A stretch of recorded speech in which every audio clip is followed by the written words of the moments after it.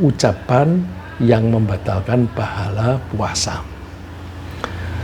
Allah mewajibkan kita umat muslimin di seluruh dunia untuk berpuasa selama bulan Ramadan secara penuh dengan tujuan hanya satu, yaitu untuk meningkatkan ketakwaan kita kepada Allah. Ini tujuan teknis ya, tujuan teknis dari puasa agar kita bisa bertakwa. Kalau kita bisa menjadi orang-orang yang bertakwa, yaitu kita tunduk patuh kepada Allah, maka kita akan beruntung dan berhasil ketika kita menjalani puasa selama bulan Ramadan. Dan kita bisa menjadi orang-orang yang bertakwa jika kita tunduk patuh kepada Allah. Nah, tunduk patuh kita kepada Allah itu harus ada bukti, tidak hanya kata-kata saja. Buktinya adalah bahwa kita melaksanakan apapun yang diperintah oleh Allah dan meninggalkan apapun yang dilarang oleh Allah. Dalilnya jelas, yang ini pasti dikutip oleh penceramah atau khotib, dan kita saking sering mendengar, tidak usah sengaja menghafal pun menjadi hafal. Ya ayyuhalladzina amanu kutiba alaikumus syiyamu kama kutiba alal ladzina min qablikum la'allakum tattaqun. Wahai orang yang beriman, diwajibkan pada kalian puasa sebagaimana diwajibkan kepada orang-orang generasi sebelum kalian. Terus diteruskan dengan tujuan. Tujuannya la'allakum tattaqun, agar kalian bertakwa. Orang modern itu adalah orang-orang yang antara lain kalau berbuat sesuatu pasti punya tujuan, punya target. Saya menyebut orang modern karena orang-orang modern itu suka berpikir. Tapi sebenarnya, kalaupun kita mengaku sebagai modern, lebih dari 14 abad yang lalu Allah itu sudah menanamkan kepada kita kalau kita berbuat sesuatu mesti punya target, punya tujuan. Jadi pelajaran dari Allah itu jauh lebih maju daripada ilmu-ilmu yang kita pelajari sekarang. Ya, jadi mesti kita punya tujuan. Tujuannya apa? Agar ketakwaan kita kepada Allah itu meningkat. Target ini penting, ya, karena target itu akan mengendalikan perilaku kita, mengendalikan bahwa apapun yang aku lakukan harus menuju kepada target tadi, harus mencapai target itu.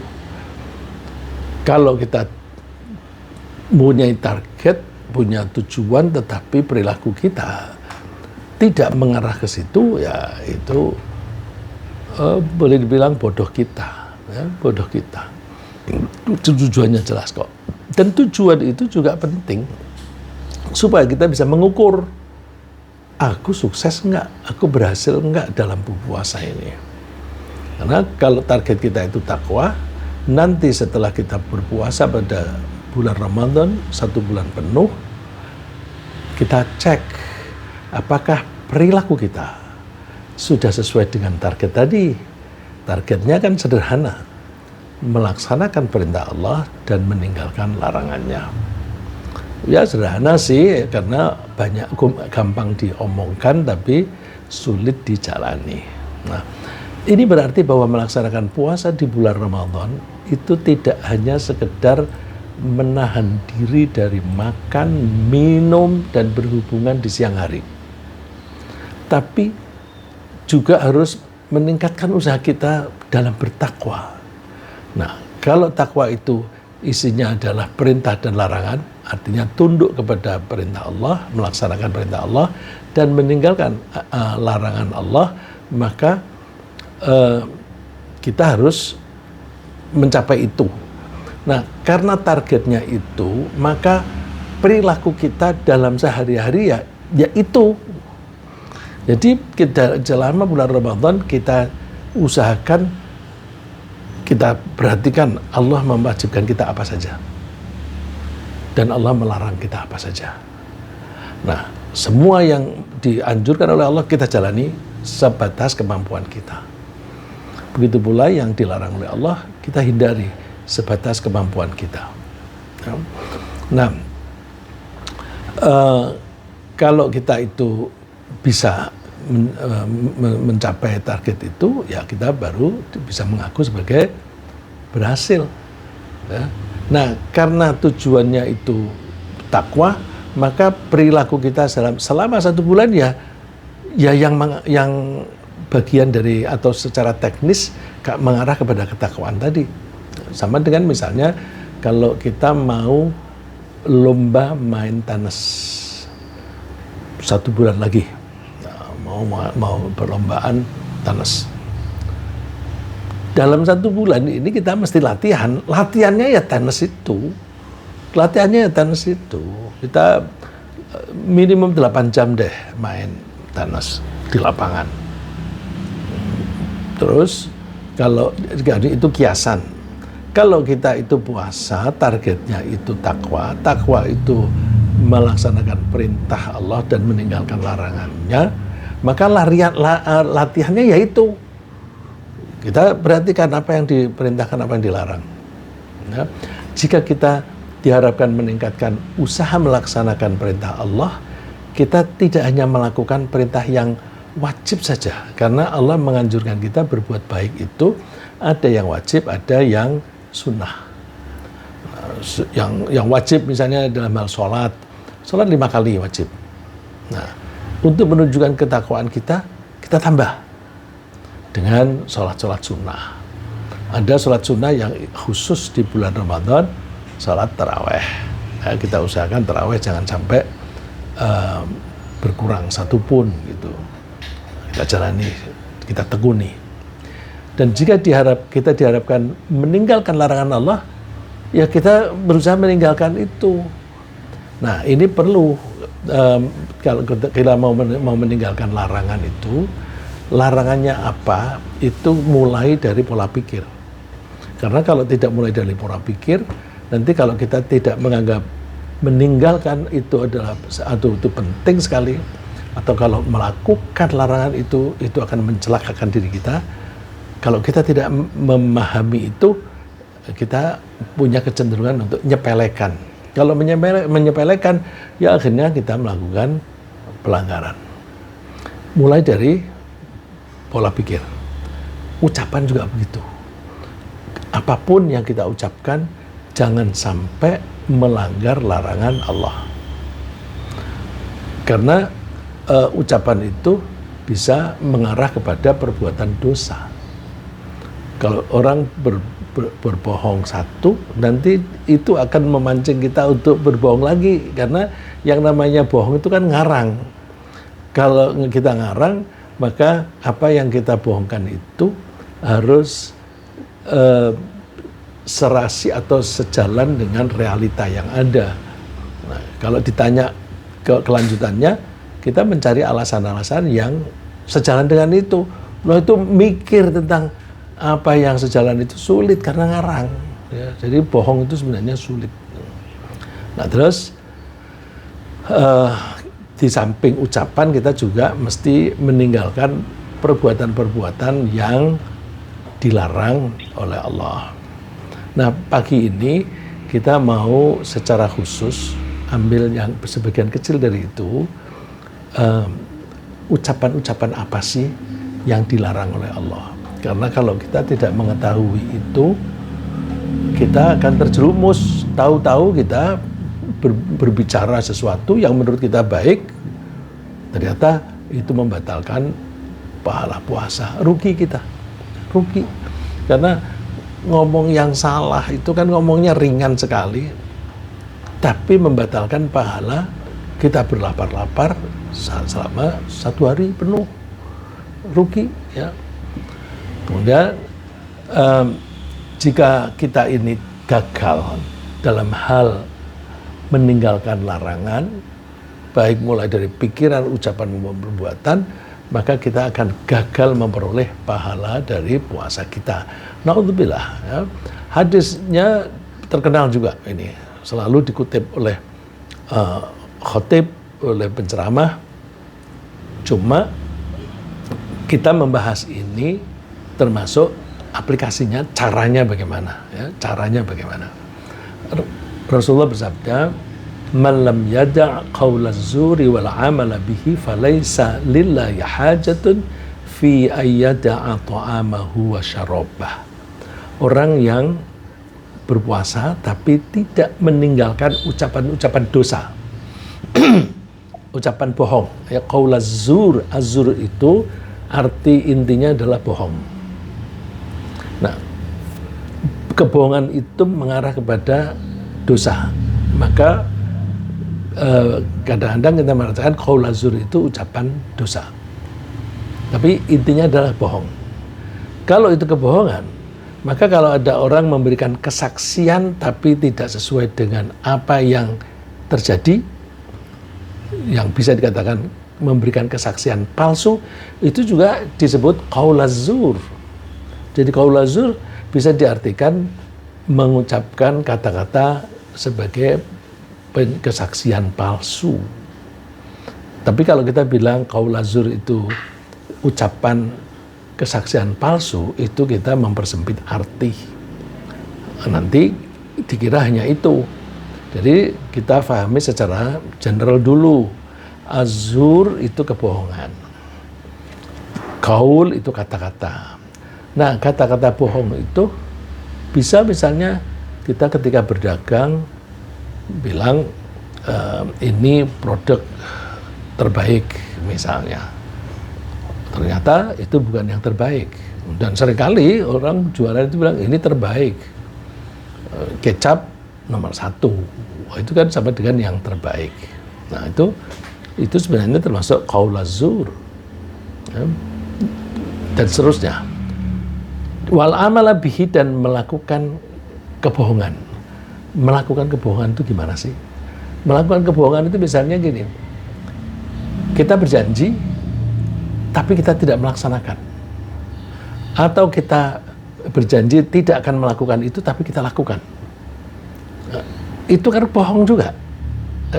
Jadi perbuatan yang didasari kebohongan itu juga menyebabkan dosa. Oleh karena itu, yang dilarang itu bukan hanya omongan saja, tapi action, tindakan kita itu juga dilarang kalau itu menyebabkan dosa. Karena dosa apapun yang dilakukan di bulan Ramadan, kalau itu dilakukan dengan sengaja bisa membatalkan pahala puasanya. Kalau orang gagal menjaga kejujuran, maka Allah tidak butuh bahwa dia sudah membuktikan meninggalkan makanan dan minuman selama 1 hari penuh. Nggak ada artinya. Kalau nggak ada artinya kan berarti nggak butuh aku. Nggak ada nggak mutu, tidak memenuhi kualifikasi gitu. Ya. Nah, Rasulullah SAW itu menyebut kebohongan itu sebagai contoh ucapan yang bisa membatalkan pahala puasa. Karena apa? Kebohongan itu berasal dari pikiran yang menyimpang dan sangat berpotensi diikuti oleh kesalahan-kesalahan berikutnya. Ya. Mulainya itu dari pikiran yang menyimpang. Menyimpang kalau misalnya kita dalam berbisnis, kita menjanjikan bahwa kami akan memberikan jasa konsultasi berbisnis. Apa itu? Nah, terus disebutkan kurikulumnya 1, 2, 3, 4, 5. Tapi ternyata hanya 4 yang di-deliver, yang dilaksanakan. Yang 1 tidak. Itu bohong. Ya. Nah, kalau itu sudah dirancang sebelumnya, berarti mulai dari pikiran.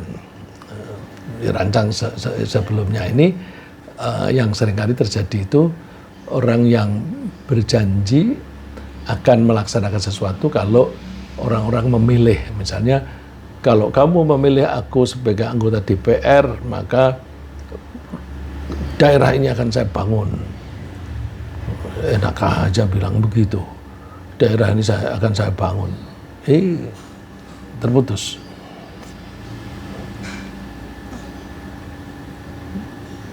Terputus ya, Dek?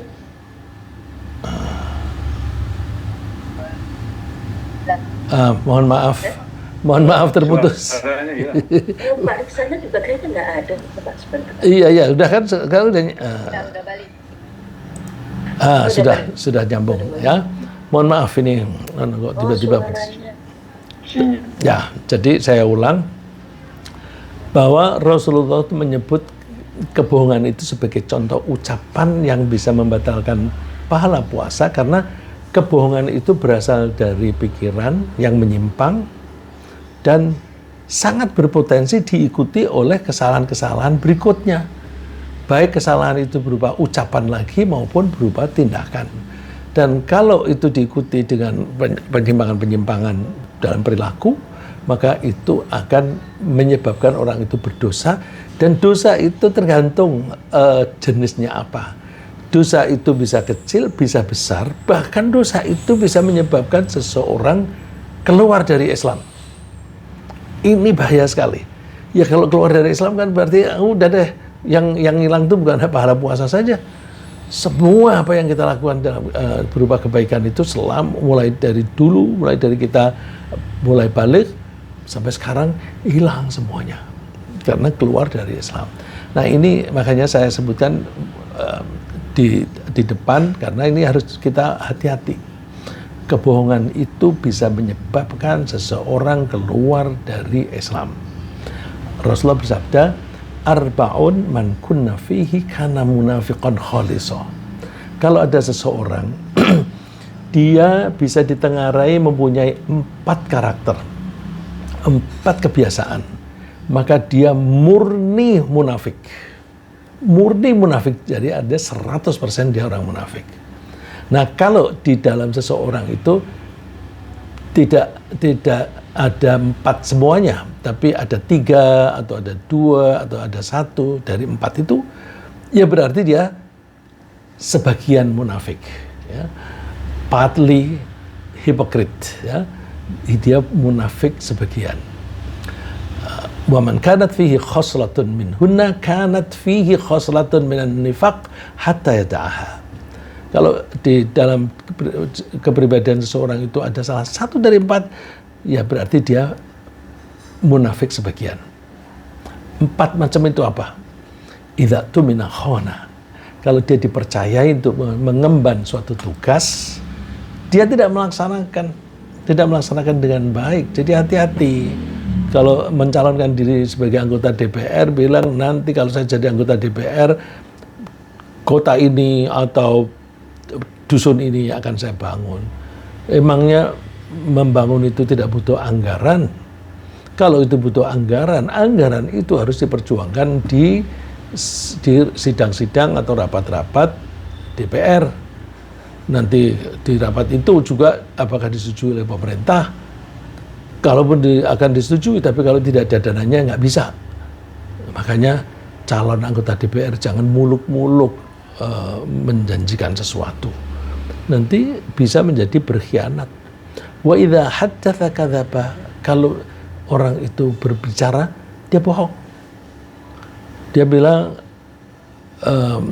akan memajukan ekonomi, ternyata ekonominya menurun. Kalau secara action itu yang suka digambarkan, kasih sen kiri, ternyata dia belok kanan. Nah kalau dia kasih sen kiri, itu kan sama dengan bilang, aku mau belok kiri ya. Terus orang-orang mengambil jalur ke kanan, supaya aman dari tikungan dia. Dia belok kanan, kepergok, bisa tabrakan. Nah, jadi hindari kebohongan. Itu termasuk tanda kemunafikan. Wa idza ahada ghadara. Kalau dia berjanji, dia ingkar janji, tidak dilaksanakan. Ini banyak banyak anggota DPR dan pejabat-pejabat itu yang janji-janji tapi tidak dilaksanakan. Nah, itu keluar dari Islam karena menjadi munafik. Orang munafik itu kafir, ya. Karena kafir berarti dia keluar dari Islam. Jadi jangan dikira kalau munafik itu berarti masih Islam. Enggak, siksaan untuk orang munafik lebih berat daripada orang kafir. Yang keempat, wa idza khosama fajaro.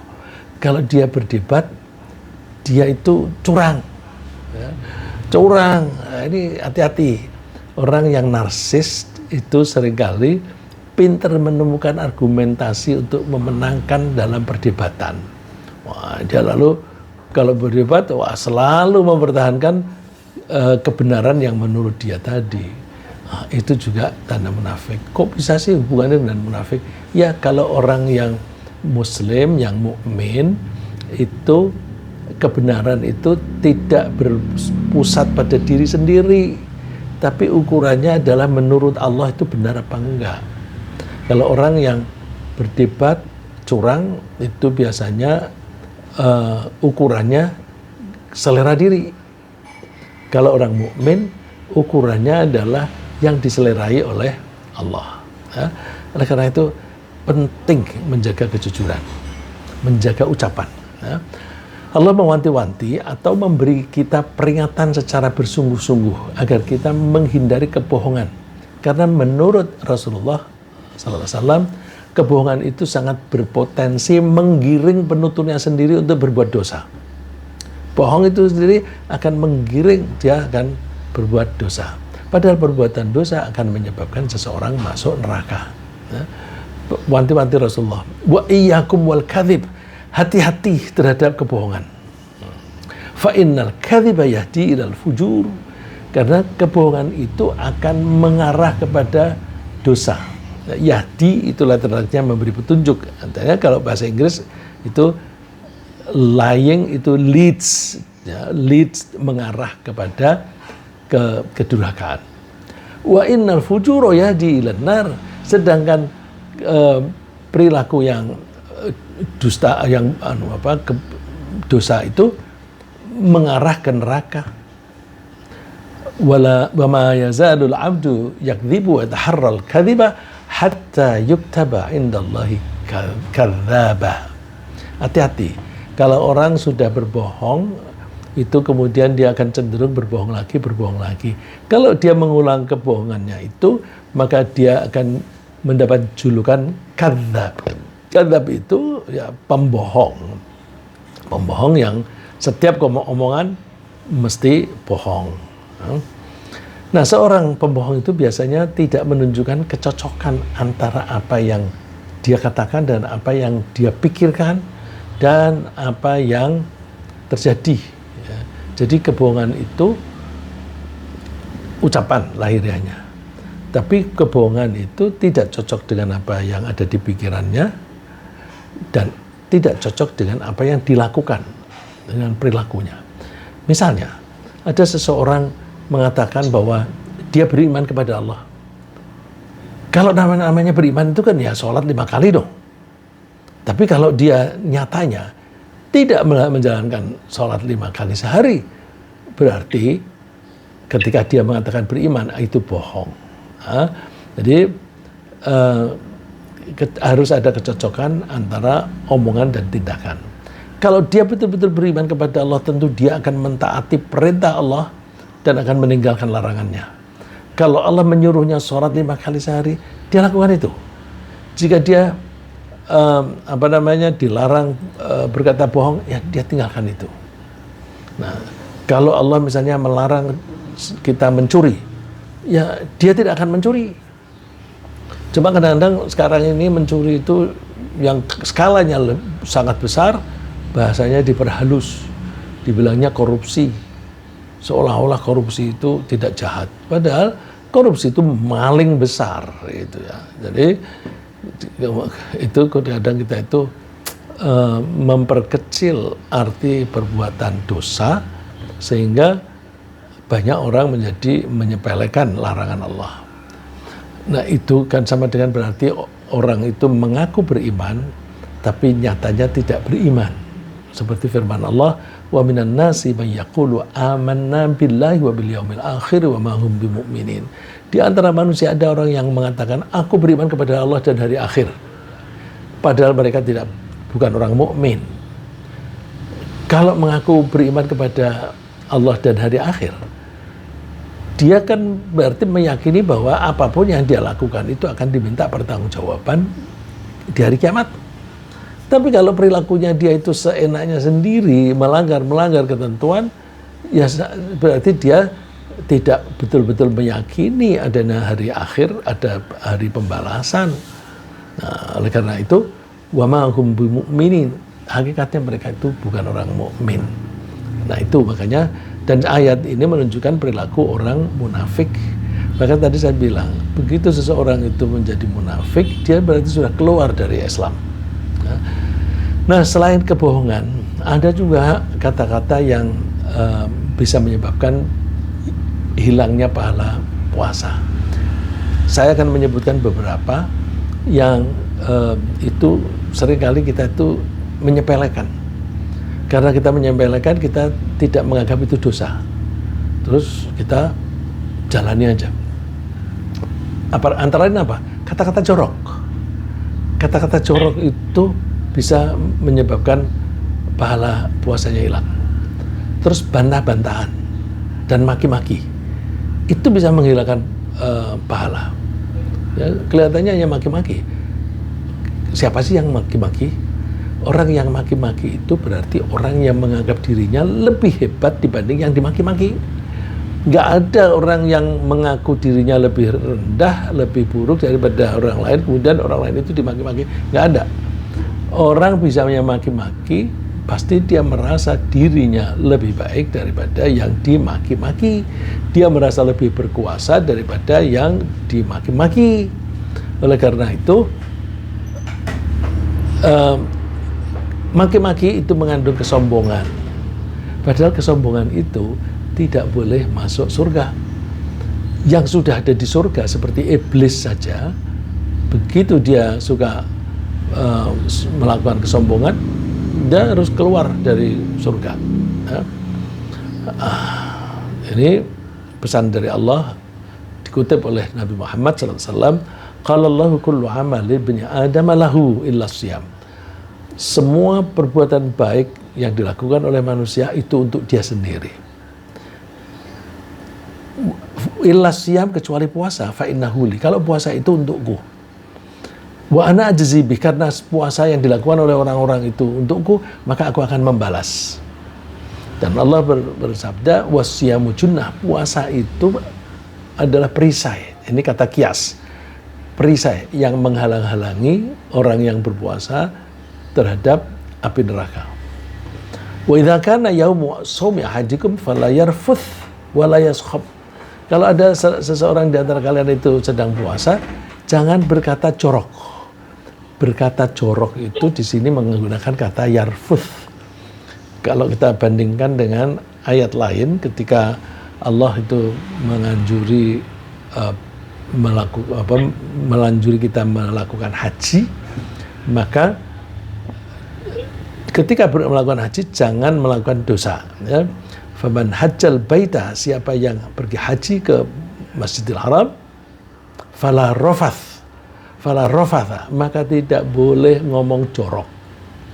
Kata-kata fala rofatha di hadis ini yarfuth, dari akar kata yang sama. Jadi berkata jorok itu sudah bisa membatalkan puasa. Maka hati-hati, karena orang kalau sudah beberapa kali melakukan sesuatu, dalam hal ini berkata jorok, nanti dia ngomong jorok itu seperti biasa, enteng aja. Kok kamu ngomong begitu? Aku udah biasa. Ya, oleh karena itu jangan pernah membiasakan sesuatu yang buruk. Dan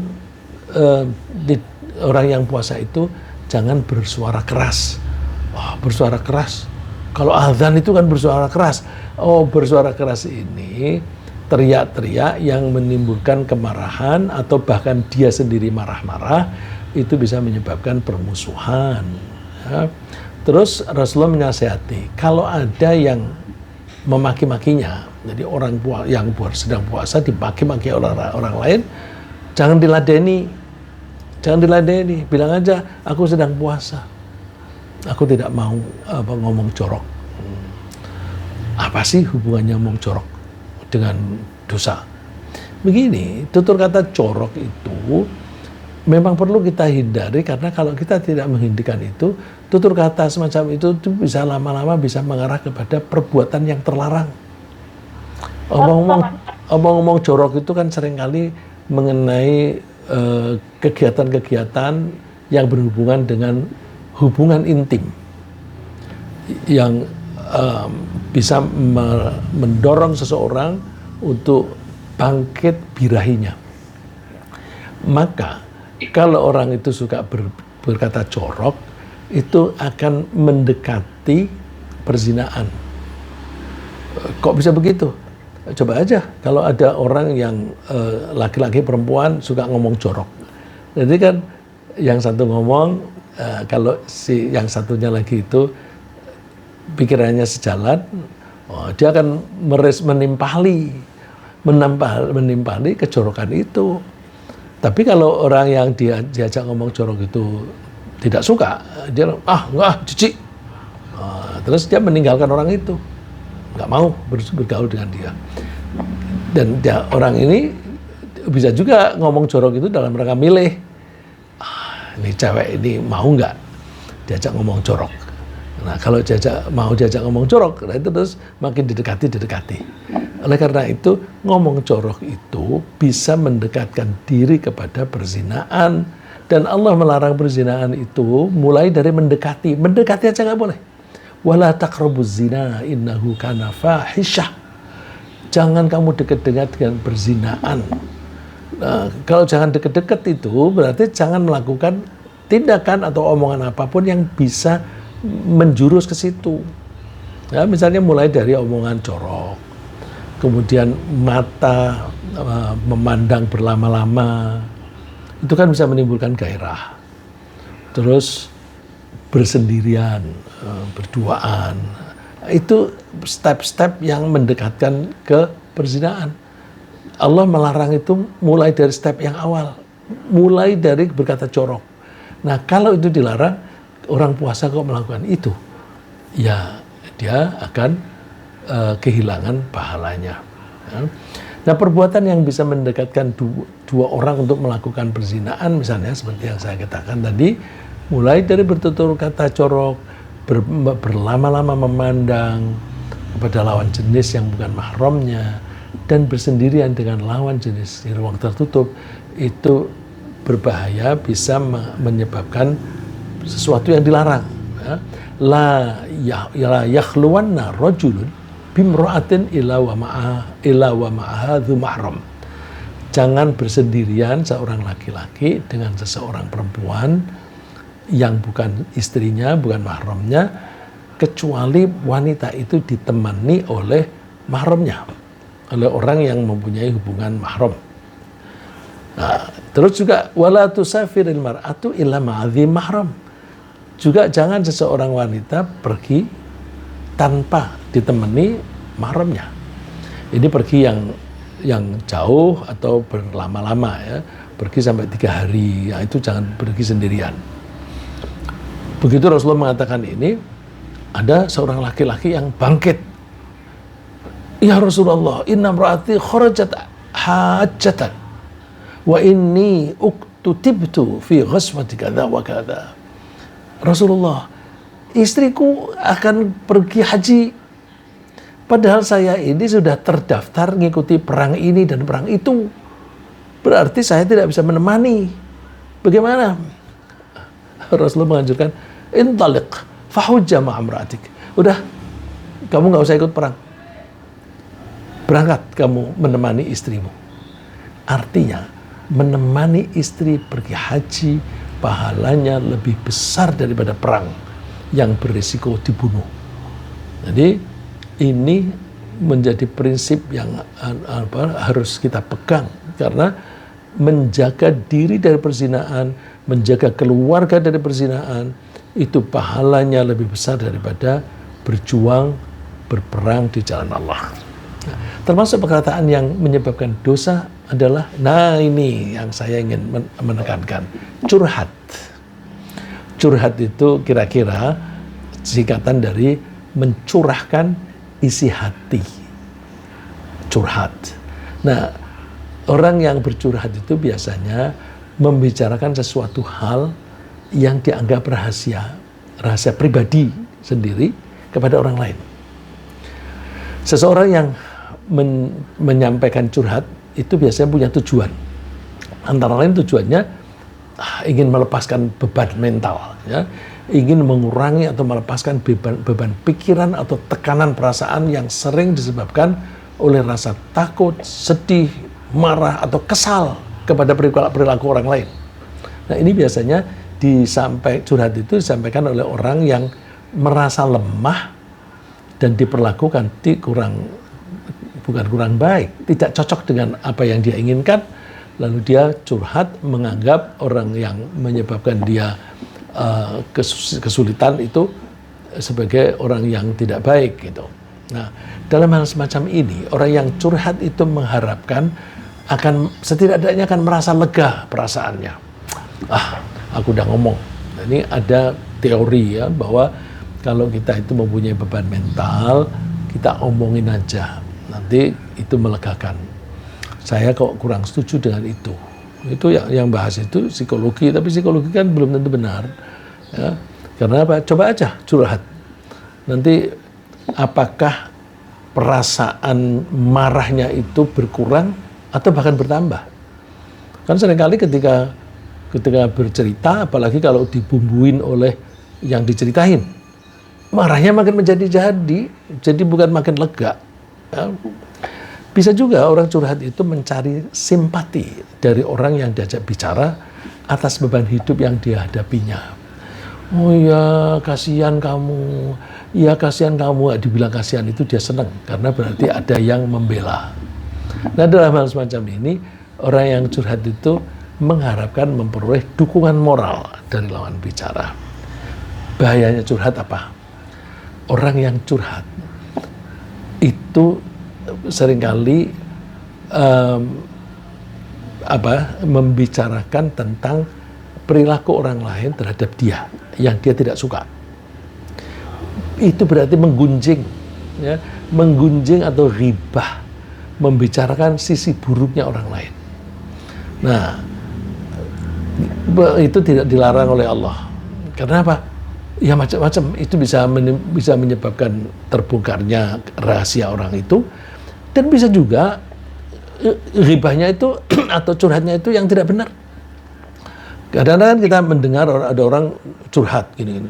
Terus kita bilang, "Oh, salahmu sendiri," gitu. Jadi dianya yang salah karena dia berbuat salah, diperlakukan keras misalnya oleh suaminya atau oleh temannya. Kemudian karena dia dimarahi atau ditegur, itu dia tidak sesuai dengan apa yang dia inginkan, maka dia curhat kemana-mana. Tapi orang lain yang lebih bijaksana bisa menengarai bahwa, ya salahmu sendiri, kamu begitu, gitu. Nah, misalnya, ini suamiku ini mau kawin lagi, habis gini. Nah, terus gimana kamu kalau lagi diajak oleh suamimu? Ya kalau aku capek ya aku nggak mau. Jadi seringkali dia menolak, ya suaminya mencari istri lain, gitu kan. Nah, jadi orang yang curhat itu bisa satu membicarakan rahasia buruknya orang lain, dan bisa juga dia bohong. Bohongnya di mana? Dia salah sangka. Suaminya bermaksud baik, tapi dia tidak paham. Ya, misalnya yang sering terjadi, istri mengaku, wah suamiku pelit, aku terbatas begini, aku nggak bisa beli ini, beli itu, begitu. Jadi dia menganggap suaminya pelit. Dia sudah melabeli suaminya dengan label yang buruk, pelit. Coba kita cek suaminya. Kamu gimana sih kamu perlakukan istrimu? Padahal duitmu banyak gitu. Oh iya, istriku itu nggak bisa pegang duit. Kalau dia pegang duit itu apa saja dibeli meskipun tidak akan dipakai, itu kan menghambur-hamburkan duit gitu. Dia tidak pandai mengelola uang. Oleh karena itu dia harus saya kendalikan mau beli apa. Nah, kalau memang itu perlu, dibutuhkan, aku kasih. Kalau nggak dibutuhkan, nggak usah. Nah, karena istrinya itu kepengennya berlebihan, gaya hidupnya kepengen yang lebih daripada yang semestinya, itu dia menganggap suaminya pelit, ya padahal suaminya baik gitu. Jadi, nah itu oleh karena itu ketika kita mendengar ada orang curhat, jangan didengerin lah, nasihati aja, jangan curhat. Gitu. Kalau dia tidak mau berhenti, tinggal aja. Ya. Nah, ketika seseorang menyampaikan curhatnya, dia biasanya menganggap dirinya benar dan orang yang dia bicarakan itu telah berbuat salah. Padahal bisa jadi dia sendirilah yang telah salah paham karena dia dipengaruhi oleh persepsinya yang didasari oleh prasangka yang salah. Itulah sebabnya antara lain bahwa banyak prasangka itu mengakibatkan seseorang telah berbuat dosa karena kebohongan. Ya, Allah melarang. Ya ayyuhalladzina amanu ijtanibu katsiran minadh-dhann. Hai orang beriman, jangan banyak-banyak berprasangka. Inna ba'dadh-dhanni itsm. Karena sebagian dari prasangka itu menyebabkan dosa. Ya, karena prasangka itu kan kemungkinan benar itu kan kecil sekali. Kemudian penggunjingan, berprasangka yang buruk, mencari-cari keburukan orang lain, itu seringkali merugikan dia sendiri, orang yang bersangkutan, yang Allah gambarkan dia itu bagaikan orang yang makan daging bangkai temannya sendiri. Ya. Ayuhibbu ahadukum ayyakula lahma akhihi maitan fakarihtumuh. Apakah kamu suka makan daging saudaranya yang meninggal lalu kamu tidak menyukai itu? Ya. Artinya kita dilarang melakukan itu. Kalau itu dilarang berarti itu dosa. Kalau itu dosa dilakukan di waktu bulan Ramadan, maka pahalanya hilang. Ya. Selain itu semua, ada lagi tutur kata yang mengakibatkan dosa besar, yaitu tutur kata yang diucapkan oleh seseorang untuk menyombongkan diri atau untuk menghinakan orang. Ya, Allah melarang, ya ayyuhalladzina amanu la yaskhar qaumun min qaumin asa yakunu khairum minhum. Hai orang yang beriman, jangan sampai sekelompok di antara kalian, baik laki-laki maupun perempuan, jangan mengolok-olok kelompok yang lain atau jangan mengolok-olok orang lain.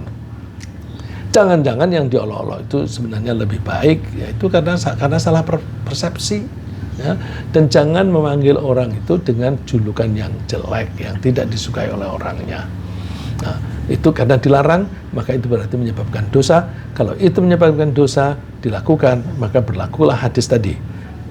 Malam yada' qaula zur, siapa yang tidak bisa meninggalkan kata-kata dosa, maka tidak ada gunanya puasanya. Nah, tutur kata semacam ini bisa menyebabkan seorang masuk ke neraka karena kesombongan itu menghalangi seseorang masuk surga. Rasulullah mengatakan, la yadkhulul jannata man kana fi qalbihi mithqalu dzarratin min kibr. Tidak akan masuk ke surga orang yang di dalam hatinya ada sebutir biji sawi aja berupa kesombongan. Jadi kesombongan itu betul-betul mengalami. Oleh karena itu, kita mumpung belum masuk bulan Ramadan, kita tata hati, kita hindari kata-kata dosa, apalagi perbuatan dosa.